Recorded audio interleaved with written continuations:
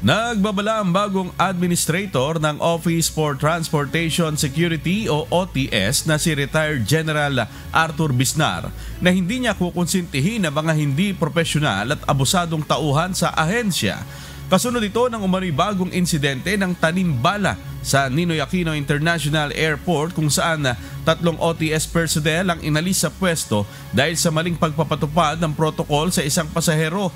Inatasan na rin ni Transportation Secretary Vince Dizon ng OTS na repasuhin ang screening protocol sa NAIA upang matiyak na hindi na mauulit ang ganitong insidente.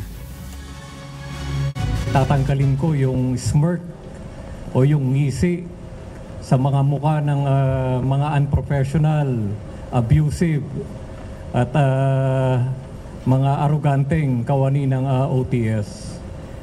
Hindi po ako ang taong magkukonsinti ng maling gawain.